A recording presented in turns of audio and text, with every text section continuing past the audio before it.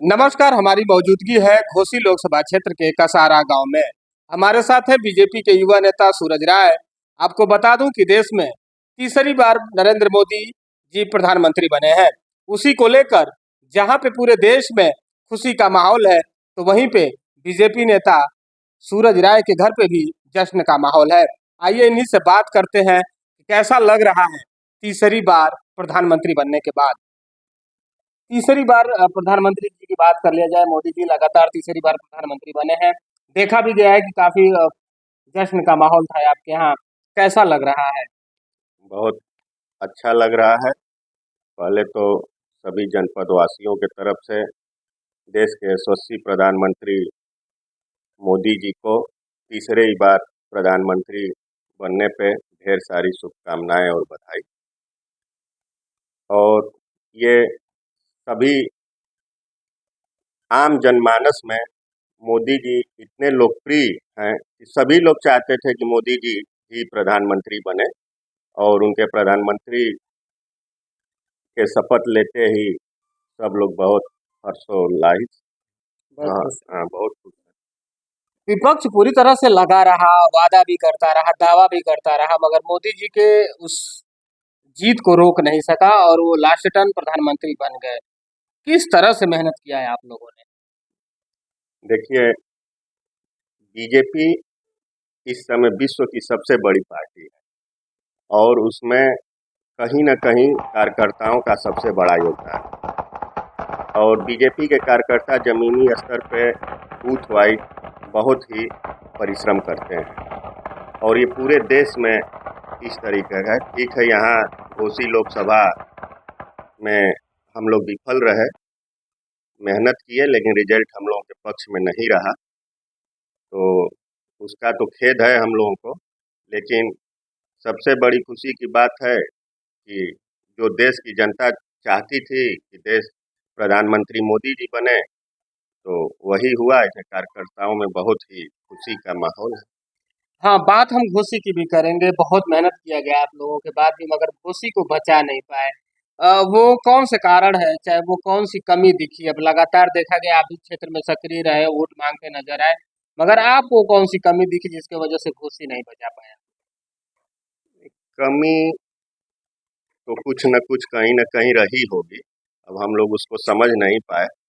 Party उसकी समीक्षा कर रही है, शीर्ष नेतृत्व से लेकर जिला कमेटी और प्रदेश नेतृत्व इस पे गहन मंथन कर रहा है। कुछ दिन में सामने आ जाएगा कि किस कारण हुआ, लेकिन कमी कहीं न कहीं हम लोगों में भी रही होगी, इसलिए उसका हम लोग भी इसकी जिम्मेदारी ले रहे हैं। क्या लग रहा है आपको, अब मोदी जी प्रधानमंत्री बन गए हैं, आपके क्षेत्र में ऐसे कौन से कार्य हैं जो होंगे इस बार की सरकार में? देखिए संजय भाई, आप मित्र भी हैं, छोटे भाई भी हैं हम लोग के, और आप बगल इसी क्षेत्र के रहने वाले हैं। जब से माननीय AK शर्मा जी मंत्री की शपथ लिए और दो दो विभाग उनके अंडर में है, दो दो विभाग के वो मालिक हैं, ऊर्जा और नगर विकास। लेकिन उससे भी अलग हट के शर्मा जी के नेतृत्व में जिले का जो विकास हो रहा है, आपने खुद देखा होगा और चारों तरफ इस चीज का चर्चा है कि शर्मा जी ने विकास के रूप में विकास के द्वारा मऊ को एक नई दशा और दिशा देने का काम किया। ये अब हम लोगों के तरफ ही देख लीजिए, इंदारा जो सबसे बड़ी समस्या थी क्षेत्रवासियों को, इंदारा रेलवे का फ्लाईओवर का, उन्होंने 65 करोड़ रुपए रेल मंत्री जी से कह के पास कराया। आप मऊ चले जाइए, देखिए चारों तरफ आप बाइक की और फोर व्हीलर की लाइट बंद करके भी आप रात के अंधेरे में चल सकते हैं। स्टेडियम में आप जाके देखिए, इस समय कायाकल्प हो रहा है। मऊ रेलवे स्टेशन देख लीजिए, रोडवेज देख लीजिए, कचहरी के सामने जाके देख लीजिए, जो झील था उसको सुंदरीकरण हो रहा है। नगर पालिका नगर विकास से तमाम योजनाएं चल रही हैं। आप मधुबन में देख लीजिए, 25 करोड़ के लगभग लागत से नाले का निर्माण हुआ। मधुबन रोडवेज एकदम बदहाल स्थिति में था, पता ही नहीं चलता था कि वहाँ रोडवेज है कि नहीं। उसके लिए उन्होंने धन आवंटित कराया, घोसी रोडवेज के लिए धन आवंटित कराया, दोहरी घाट के लिए धन आवंटित कराया, तमाम सड़कों का उन्होंने पास कराई। कितनी योजना, तमाम योजनाएं माननीय मंत्री जी ने इस जिले को दिया है। आप देख ही रहे हैं, स्वर्गीय कल्पनाथ राय के बाद उन्होंने जिले की दशा और दिशा बदलने का काम किया। लगातार वो मंचों से बोलते भी रहे कि एक बार यहाँ पे नेता बनाकर सांसद बनाकर भेजिए दिल्ली और मैं और तस्वीर बदलने का काम करूंगा। वो घोसी को लोगों को कौन सी बात थी जो खटक रही थी और बीजेपी से बिल्कुल विपरीत में वोट किए? आप लोगों ने इस पे कुछ एनालिसिस किया?